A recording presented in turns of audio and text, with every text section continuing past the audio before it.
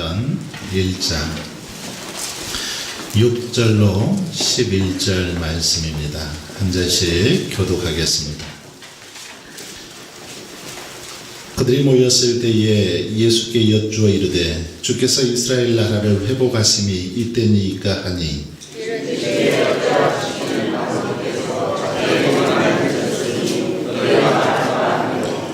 오직 성령이 너희에게 임하시면 너희가 권능을 받고 예루살렘과 온 유대와 사마리아와 땅끝까지 이르러 내 증인이 되리라 하시니라.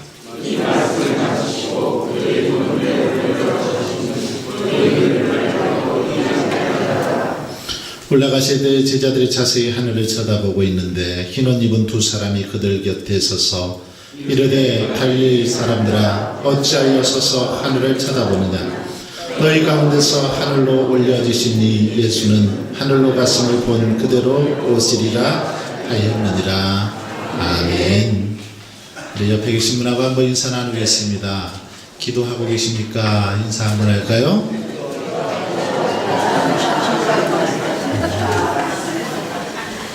대답하셨어요? 뭐라고 하셨어요? 잘하고 있다고 그렇게 말씀하셨어요? 한 번 더 인사하겠습니다. 다 잘 될 겁니다.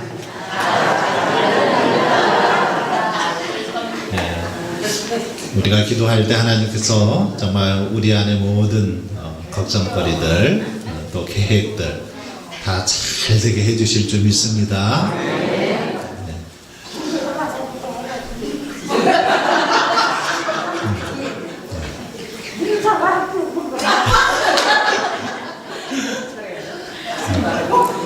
아직 인사가 아직 안 끝나신 것 같아요. 그래요. 이제 인사 그만하셔도 됩니다. 우리가 계속해서 사도신경에 대해서 살펴보고 있는데요. 오늘 우리가 살펴볼 사도신경의 내용은 바로 예수 그리스도와 관련된 이제 마지막 그 부분의 내용입니다. 바로 하늘에 오르셔서 전능하신 하나님 보좌 우편에 앉아 계시다가 거기로부터 살아있는 자와 죽은 자를 심판하러 오십니다. 이 부분에 대해서 오늘 함께 말씀을 나누고자 합니다. 여러분, 이 말씀은 우리 성도들에게 약간 어떤 상상력을 갖게 하는 그런 말씀이기도 합니다.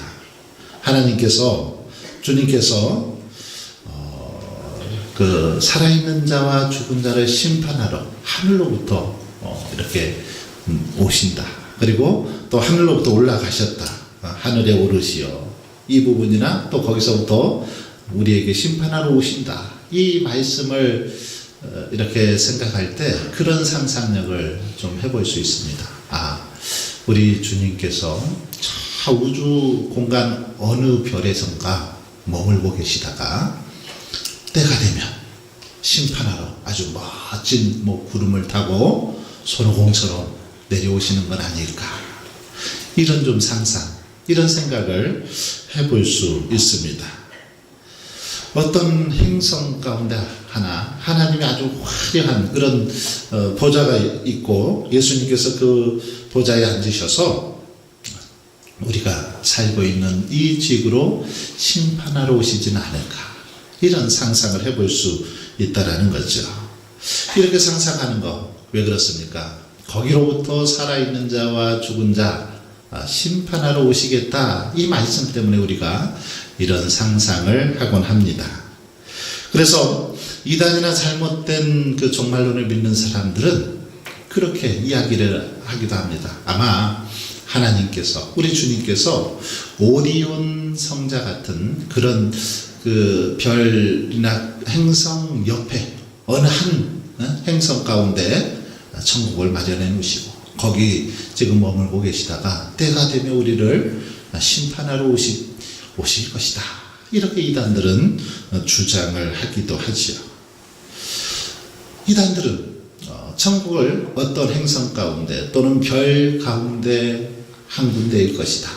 그래서 그 별을 찾기 위해서 열심히 노력을 하기도 합니다. 여러분, 과연 천국이 우주 공간의 어떤 별들 가운데 그런데 천국이 있을까요? 어떻습니까? 그렇지 않습니다. 천국은 하나님과 함께 영원히 거하는 곳, 그것이 실은 천국입니다. 자, 그렇다면 하나님과 영원히 거하는 곳이라고 했는데, 하나님은 그러면 어디 계시는가? 여러분, 하나님은 어디 계십니까? 그것을 알기 위해서는 하나님이 어떤 분이신지를 먼저 우리가 이해해야 합니다. 우리가 믿고 섬기는 하나님 어떤 분이신가? 디모데전서 1장 17절에 보면 그런 말씀이 있습니다. 만세의 왕, 곧 썩지 아니하고 보이지 아니하고 홀로 하나이신 하나님을 그렇게 표현하고 있습니다. 썩지 아니하고 보이지 아니하고 홀로 하나이신 하나님 보신 분 계세요? 안 보이시는 분이거든요. 자, 보이지 아니하시고 썩지 아니하시고 홀로 하나이신 하나님. 화학적인 어떤 분자를 가진 구조는 다 여러분 썩게 되어 있습니다. 이 세상의 모든 만물 반드시 썩게 되어 있는 거죠. 썩지 아니한다는 것, 이것은 다르게 말하면 물질이 아니라는 거죠. 물질이 아니라는 겁니다. 보이지 아니한다는 건 뭡니까? 이것은 인간의 육안으로 볼 수 없다라는 뜻이죠. 물질은 반드시 보입니다. 그런데 보이질 않습니다. 아무리 미세한 것도 현미경으로 보면 볼 수 있습니다. 보이지 않는 것, 물질이 아니라 영이라는 거지요. 그리고 홀로 하나다라는 것은 그 존재의 생성 근원과 그 존재가 계속적으로 존재할 수 있게 하는 동력이 스스로에게 있다, 그런 말입니다. 즉 스스로 존재하시는 분, 스스로 계시는 분이라는 말입니다. 즉 만물의 창조주이자 운행자로서 영원히 계신 분, 그분이 바로 우리가 섬기는 하나님이라는 것입니다. 한마디로 하나님은 영으로서 물질계가 아닌 영계에 세세토록 계시다라는 그런 말입니다. 이 영계, 이 영의 세계, 이것은 지구상에서 인간이 느낄 수 있는 그런 곳에 존재하지 않습니다. 이것은 시간과 공간을 초월하는 것이죠. 인간의 육안으로 보이는 아까 말씀드린 것처럼 오리온 그 성자 같은 그런 별 같은데 천국이 있는 게 아니라는 거죠. 어떤 행성 가운데 그래서 천국이 있는 게 아니라는 겁니다. 그런 것은 여전히 하나님이 창조하신 피조 세계로서 화성이나 태양 같은 하나의 행성일 뿐이지요. 따라서 성도들이 천국에 대해서 관심을 갖고 소망해야 할 부분, 그것은 천국의 물리적인 또는 공간적인 형체적 모습과 위치가 아니라는 겁니다. 그런 것에 어떤 천국을 우리가 생각하고 그런 곳으로 어떤 기대해서는 안 된다는 거죠. 천국의 가장 중요한 건 뭐냐면 더 이상 천국의 가장 중요한 본질은 더 이상 죄가 없는 것, 죄가 존재하지 않는 것, 하나님의 영원한 통치와 다스림이 있는 것, 그것이 바로 천국이라는 것입니다. 요한계시록 21장 3절로 4절에 보면 다시 저주가 없으며 하나님과 그 어린 양의 보좌가 그 가운데 있으리니 하나님은 친히 저희와 함께 계셔서 모든 눈물을 그 눈에서 닦아주시니 다시는 사망이 없고 애통하는 것이나 곡하는 것이나 아픈 것이 다시 있지 아니하리니, 천국을 이렇게 표현하고 있습니다. 여러분, 성경에서 천국, 우리말로는 이렇게 그냥 천국이라고 한 가지 표현이지만 사실은 두 가지 의미가 있습니다. 첫 번째는 흔히 말하는 이 천국이죠. 영어로 heaven이라고 하죠. 즉 구원받은 영혼이 죽은 후에 이렇게 올라가는 곳, 그래서 하나님을 영원토록 찬양하고 경배하는 곳, 이것을 성경은 천국으로 묘사하고 있습니다. 예수님이 잡히시기 직전에 제자들에게 그렇게 말씀하시죠. 요한복음 14장 1절로 2절에 보시면 주님께서는 너희는 마음에 근심하지 말라. 하나님을 믿으니 또 나를 믿으라. 내 아버지 집에 거할 곳이 많도다. 내가 너희를 위하여 처소를 예비하러 간다 라고 말씀하셨는데 바로 이것이 천국, 헤븐이라는 단어의 천국이라는 것입니다. 또 한 가지는 바로 천국이라고 말할 때는 주님의 거룩한 통치가 실현되는 곳을 말합니다. 즉 주님의 거룩한 통치가 실현되는 영역으로서의 하나님의 왕국, 이곳이 바로 천국이라는 것입니다. 이것은 기독교만이 갖는 천국의 독특한 특성이죠. 특성으로 구원의 확신을 가지고 있는 신자들이 이미 이 땅에서 주님의 통치를 받는 삶, 그 전체를 바로 천국, 하나님의 통치 안에 있는 곳이라고 그렇게 표현할 수 있습니다. 주님이 다스리는 곳, 주님이 함께 하신 그곳, 바로 그곳이 천국이라고 성경은 그렇게 가르쳐 주고 있습니다. 자, 그렇다면 예수님께서 오늘 말씀해 보면 하나님 보좌 우편에 앉으셨다라고 사도신경에 기록되어 있는데 이 말은 무엇을 뜻하는 것일까요? 보좌 우편에 앉으셨다. 그 말은 예수님께서 모든 것들, 곧 사망과 및 모든 통치자들과 권세들과 사탄을 이기시고 승리하신 후에 전 우주의 통치자로서 등극하여 다스리게 되셨다. 이런 의미입니다. 주님께서 만왕의 왕이 되셔서 온 우주 만물의 통치자가 되셨다. 그런 의미라는 것입니다. 다시 말해서 여기 앉으셨다라는 말은 통치자가 되셔서 온 우주 만물을 다스리게 되셨다. 그런 의미라는 거죠. 특히 우편에 앉으셨다라고 하는데 성경에서 우편이라는 말은 권능, 능력 이런 것을 뜻하는 단어이기도 합니다.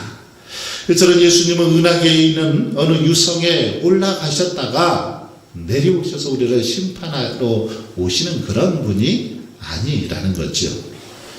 때가 되면 우리를 심판하러 오시는 어떤 유성이나 행성에서 오시는 그런 주님이 아니라는 것입니다. 여기서 우리가 유념해야 될 것은 예수님의 그 존재 방식입니다.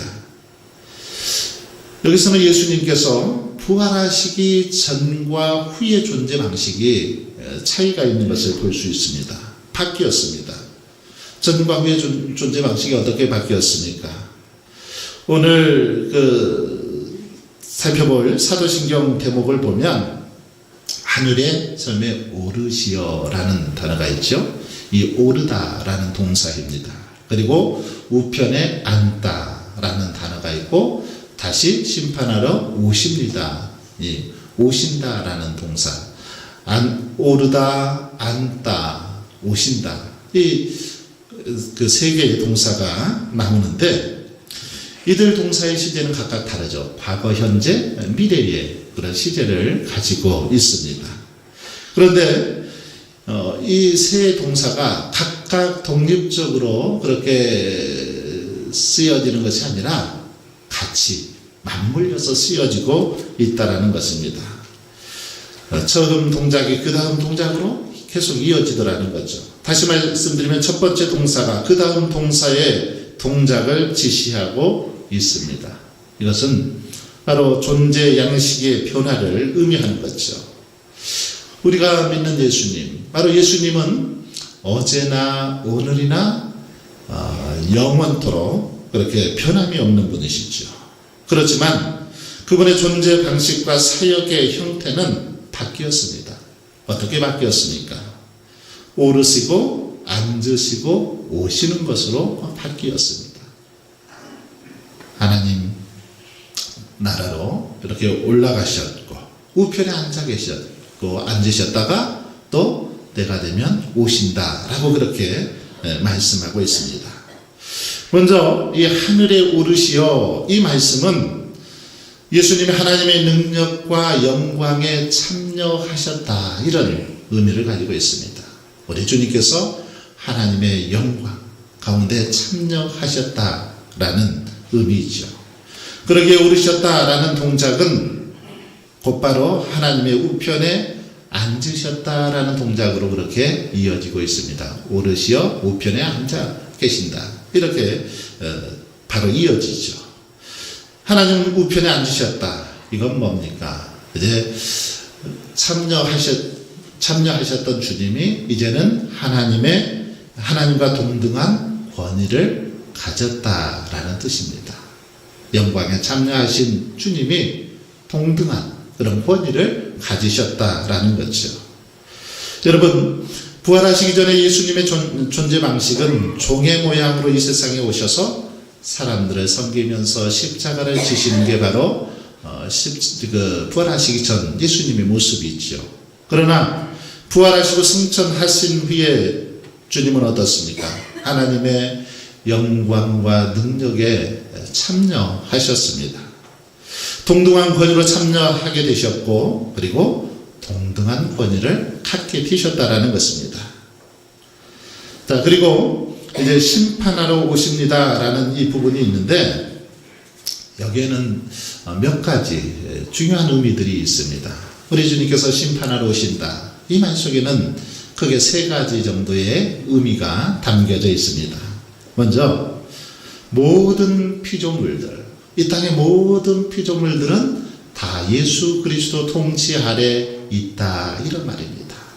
우리 주님이 이 땅을 심판하러 오신다. 이 말은 모든 것, 이 세상의 우주 만물이 다 주님의 통치 아래 있다라는 그런 말이죠. 그래서 사도 바울은 하늘에 있는 자들과 땅에 있는 자들과 땅 아래에 있는 자들로 모든 무릎을 꿇게 하시고 모든 입으로 예수 그리스도를 주라 시인하여 하나님 아버지께 영광을 돌리게 하셨느니라. 이렇게 필리포스 2장에서 고백하고 있는 걸 볼 수 있습니다. 여러분, 모든 피조물 바로 예수 그리스도 통치 아래에 있다라는 것입니다. 이 말은 다시 말하면 예수님께서 최후 승리를 하실 것을 말씀하고 있습니다. 우리 주님은 최후의 승리자일 뿐만 아니라 이 세상의 모든 것들을 다스리시고 주관하시는, 통치하시는 분이 우리 주님이시다라는 사실을 이 말씀을 통해서 분명하게 보여주고 있습니다. 그렇기 때문에 우리가 사도신경을 고백할 때마다 심판하러 오십니다. 이 말씀을 묵상할 때마다 우리 주님은 이 우주 만물의 통치자다. 내 삶의 통치자다. 이 사실을 고백해야 된다는 것입니다. 또한 두 번째로 심판하러 오십니다. 이 말씀은 이 세상에 살아가는 우리들에게 삶의 가치와 목적, 윤리의식을 부여해 주는 그런 말씀이기도 합니다. 오늘 본문 말씀에 보면 제자들이 예수님께 하나님 나라를 회복할 때가 이때니까? 라고 그렇게 묻습니다. 그러자 예수님께서 때와 시기에 관한 거 너희에게 속한 사항이 아니다. 그때는 오직 아버지만 아신다 라고 말씀하시죠. 그러면서 제자들이 하면서 무슨 말씀을 합니까? 너희는 오직 증인의 임무를 충실하게 감당할 것을 명하고 있습니다. 그거에 신경 쓰지 말고 때와 시기에 신경 쓰기보다는 맡겨준 사명에 끝까지 최선을 다할 것을 말합니다. 무슨 사명입니까? 증인의 사명이죠. 전도자의 사명입니다. 땅 끝까지 이르러 내 증인이 되라 하신 그 증인의 사명을 감당할 것을 말씀하고 있습니다. 여러분, 우리가 증인의 임무를 충실하게 감당하기 위해서 먼저 우리에게 분명한 삶의 가치, 목적, 윤리의식이 있어야 된다는 것입니다. 우리의 삶의 목적, 삶의 가치, 이것이 분명해야만 증인으로서 살아갈 수 있다는 것이죠. 우리 그리스도인의 삶의 가치는 무엇입니까? 우리는 이 땅에 우리가 살아가는 삶의 목적은 무엇입니까? 하나님을 영화롭게 하기 위해서 살아가는 거죠. 하나님의 영광을 위해서 살아가는 겁니다. 이 목적을 분명하게 우리가 알 때 우리는 이 땅에서 증인의 삶을 살아갈 수 있고 하나님의 자녀다운 삶을 살아갈 수 있다는 사실입니다. 특별히 사도 바울은 빌립보서 4장 4절로 5절에서 이 기간 동안 기뻐하며 모든 사람들에게 환영을 나타내 보이라 이렇게 말씀하고 있습니다. 주 안에서 항상 기뻐하라. 내가 다시 말하노니 기뻐하라. 너희 관용을 모든 사람에게 알게 하라. 주께서 가까우시니라. 바울은 마지막 때를 살아가는 우리들에게 성도로서 그리스도인으로서 너희 관용을 모든 사람에게 알게 하라. 주님께서 가까이 오신다. 그래서 모든 관용을 이렇게 알게 하라고 말하고 있습니다. 관용. 이 관용은 관용의 삶은 서로 나누며 돌보는 삶이죠. 베풀고 나누는 삶의 모습입니다. 이것은 마지막 심판 때가 어둡고 암울한 그런 저주스러운 시간이 아니라 기쁨과 영광의 시간이며 이것을 극히 제한된 특별한 사람들만이 아닌 모든 사람들이 다 공유할 수 있도록 모든 사람들이 이 기쁨을 누리며 살아갈 수 있도록 그들에게 알려야 된다라고 그렇게 말하고 있습니다. 그 책임이 우리에게 있다라는 것입니다. 그래서 바울은 힘주어서 너희들에게 명하노니 너희 관용을 모든 사람들에게 나타내 보이라 그렇게 명하고 있는 것입니다. 마지막으로 심판하러 오십니다. 이 말씀은 늘 깨어 있을 것을 가르쳐주고 있습니다. 주님이 심판하러 오신다. 이 말을 들을 때 우리는 깨어있지 않으면 안 된다는 그런 의식을 갖게 되는 것이죠. 늘 깨어 있을 것을 강조하고 있는 말씀입니다. 주님이 언제 오실지 정확히 우리는 알 수 없습니다. 그러나 중요한 것은 우리가 늘 깨어 있어야 한다는 것이죠. 분명한 거 하나님의 구원사에서 볼 때 지금은 밤이 깊고 낮이 가까워졌습니다. 하나님의 때가 가까이 왔다라는 것입니다. 그래서 바울은 이런 시대를 살아가는 우리들에게 그렇게 권면하고 있습니다. 로마서 13장 12절로 14절에 보면 밤이 깊고 낮이 가까웠으니 그러므로 우리가 어둠의 일을 벗고 빛의 갑옷을 입자. 낮에와 같이 단정히 행하고 방탕하거나 술 취하지 말며 음란하거나 호색하지 말며 다투거나 시기하지 말며 오직 주 예수 그리스도로 옷 입고 성욕을 위하여 육신의 일을 도모하지 말라. 마지막 때 우리가 살아가야 할 모습을 바울은 이렇게 말씀하고 있습니다. 베드로전서 4장 7절에서 그렇게 말씀하고 있죠. 만물의 마지막이 가까이 왔으니 그러므로 너희는 정신을 차리고 근신하여 기도하라. 무엇보다도 뜨겁게 서로 사랑할지니 사랑은 허다한 죄를 덮느니라. 그렇습니다. 마지막 때 베드로는 무엇보다도 성도들이 서로 뜨겁게 사랑하라고 말합니다. 서로 뜨겁게 사랑하지니 사랑은 허다한 모든 죄 이것을 다 덮는다. 그렇게 말씀하고 있습니다. 비판하고 비난하고 헐뜯지 말고 서로 용서하고 화해하고 격려하고 위로하면서 살아갈 것을 명하고 있습니다. 여러분, 정말 우리가 마지막 시대 이런 믿음의 모습으로 살아가야 한다는 겁니다. 시계와 톱밥에 대한 이야기가 있습니다. 어느 부자가 톱밥이 태산처럼 쌓인 그런 곳에서 자신이 차고 있던 이 값비싼 시계를 잃어버립니다. 그래서 시계를 찾기 위해서 노력을 해봤지만 찾을 수가 없었습니다.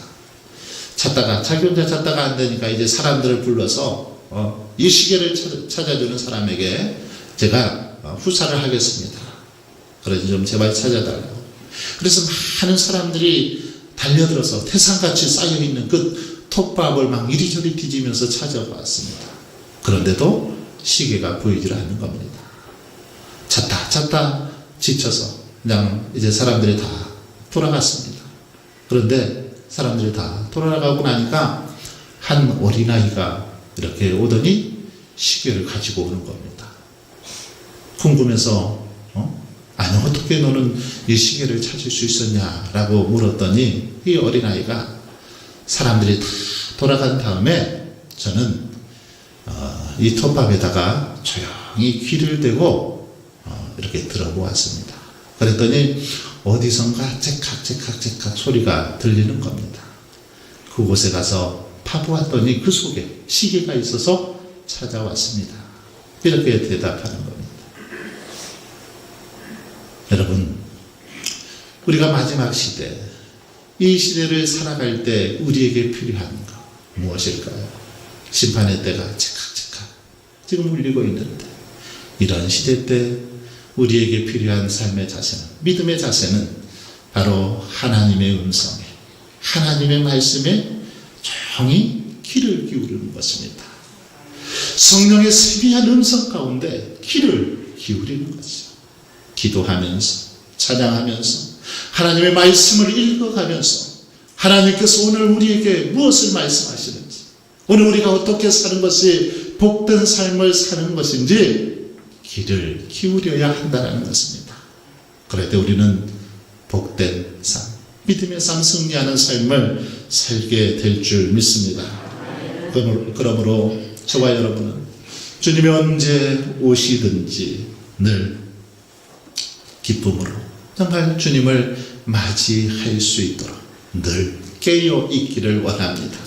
주의 음성에 귀를 기울이고 주의 말씀에 귀를 기울여서 정말 주님 오실 때 아멘 주 예수여 어서 오시옵소서 기쁨으로 맞이하는 저와 여러분의 삶이 될 수 있길 주의 이름으로 축원합니다.